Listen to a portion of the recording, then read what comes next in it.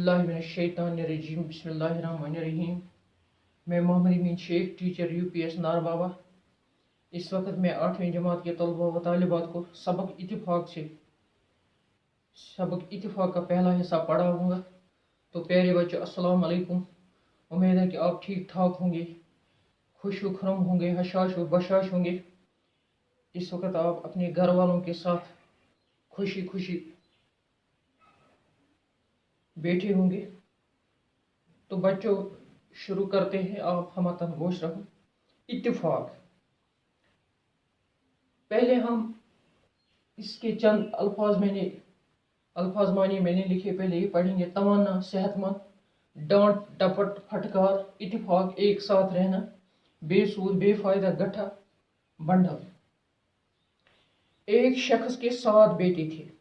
ये एक आदमी था, एक घर का हेड ऑफ द फैमिली था, घर का कमाल था।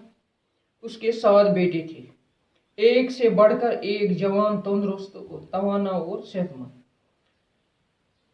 7 बेटे क्या थे? एक से एक बढ़कर, यानी एक से एक बढ़कर थे।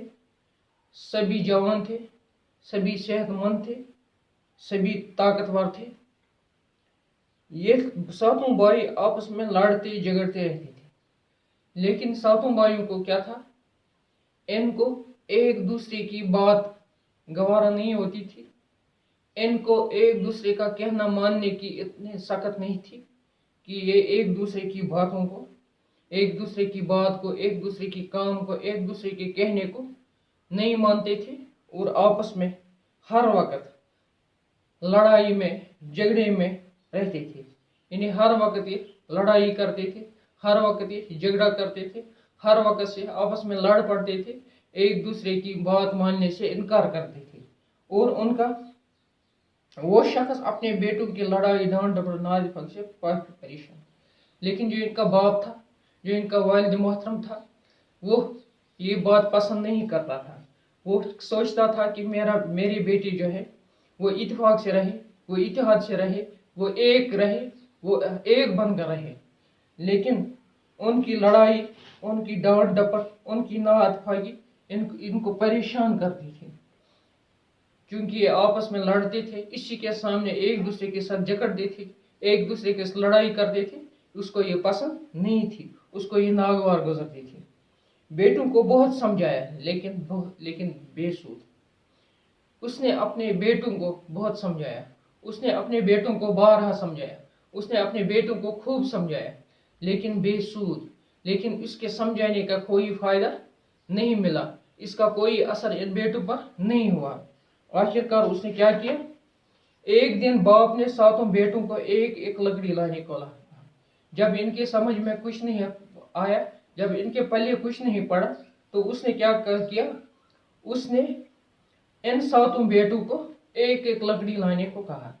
सभी को कहा कि आप एक एक लकड़ी लाएं। सभी भाई एक एक लकड़ी ले आए। सभी भाई गए, एक एक करके इन्होंने एक एक लकड़ी लाई। बाप ने सभी लकड़ियों का एक गट्ठा बना लिया।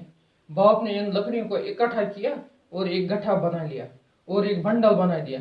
फिर बड़े भाई को दिया और कहा कि इस गट्ठे को तोड़ दो।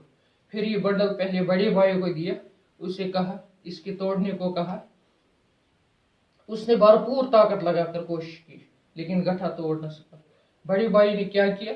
उसने भरपूर अपनी ताकत लड़ाई, उसने भरपूर अपनी जोर लड़ाई, उसने भरपूर अपनी ताकत तवानाई इस पे सर्फ की, लेकिन वो गट्ठे को तोड़ न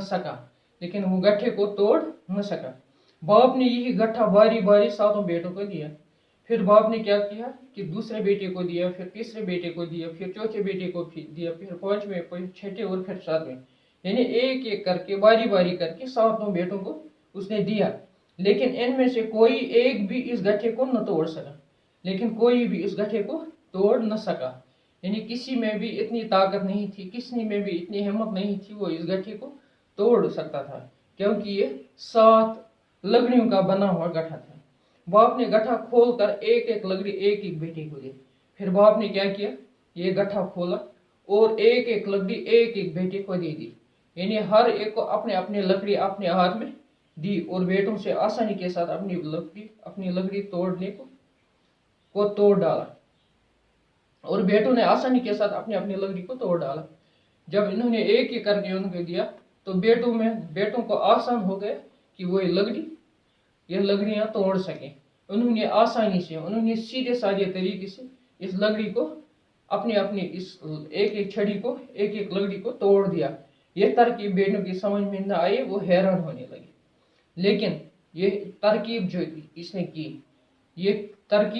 की, लेकिन इस तरकीब से बेटों के पल्ले कुछ नहीं पड़ गया, वो कुछ समझ न पाए। वो हैरान हो गए कि ये क्या माजरा है, ये क्या किस्सा है, ये क्या वाक़ा है, ये बाप क्या कर रहा है, ये किस तरह। पहले इसने 7 लकड़ियां हमें दी, एक गट्ठा बना लिया, फिर इन्होंने एक एक करके दी और हमसे तोड़वाई। ये समझ नहीं, उनकी समझ से बाला तक था। तो बच्चों, ये था पहला पैराग्राफ। कल हम इसका दूसरा पैराग्राफ पढ़ेंगे। तब तक खुदा हाफिज। अस्सलाम वालेकुम वरहमतुल्लाहि वबरकातुहू।